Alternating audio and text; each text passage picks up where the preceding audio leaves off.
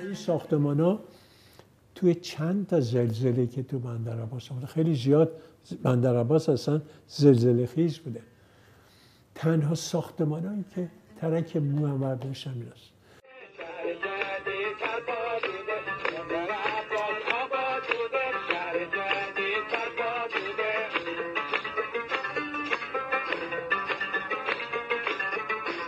در سال 1346 زمینی به مساحت 5 هکتار در شرق بندرعباس در اختیار معمار بزرگ ایرانی جناب جهانگیر درویش قرار گرفت. چه کسی می‌دانست ذهن هنرمند ایشان قرار است بنایی را طراحی کند که بعدها یکی از مهمترین جوایز معماری جهان را برای او و ایران به ارمغان بیاورد. جایزه معماری آقاخان.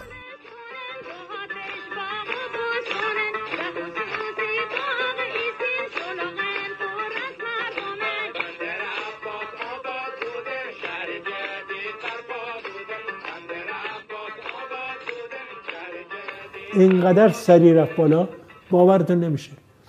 یعنی مثلا ظرف یه هفته می‌دید 3-4 تا ساختمون تموم شده. بعدم بلافاصله میگفتم توش کار کنن دیگه، خالی نمونه، بیان توش دستگاه میخواد نصب بکنن.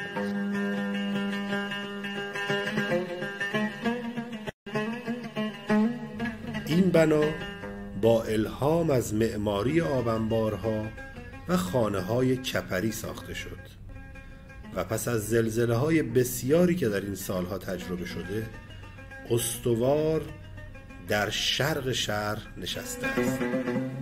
دکتر جهانگیر درویش با الگوبرداری از کپرها به عنوان معماری بومی و احترام به فرم این بنا و همچنین شرایط آب و هوایی منطقه و بهره‌گیری از برخی اصول معماری پایدار مثل استفاده از مصالح بومی، استفاده از کارگرای محلی و استفاده از انرژی‌های تجدیدپذیر منطقه تفسیری نو از معماری سنتی بنا ارائه داده.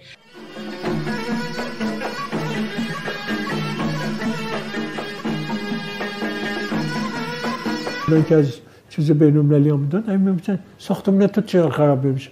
گفتم خودم بلدم خرابش کنم، لازم نیست شما خرابش کنید.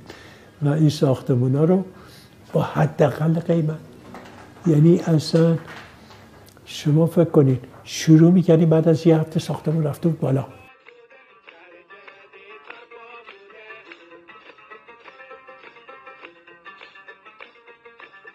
اگر این یک آنالیز بشه و یک بررسی بشه که این ساختمان‌ها چه ویژگی داشتن، هرچند که در بازسازیش متاسفانه به اون ویژگی‌ها وفادار نبودن، به روح معماری اثر وفادار نبودن و آسیب زدن، اما هنوز اون مجموعه به عنوان یک کلیت قابل بررسی است. بسیارم پیغام دادن، جایزه دادن، ولی جایزه رو من نگرفتم، بردم یه جای دیگه دادم، ولی اون برای من مهم نبود. فکر میکنم که اگر امکان تبدیل اونجا به موزه، حالا یا موزه رادیو تلویزیون صدا و سیمای مرکز استان یا در یک افقی وسیع‌تر موزه معماری پایدار بندرعباس باشه، خیلی خوب هست.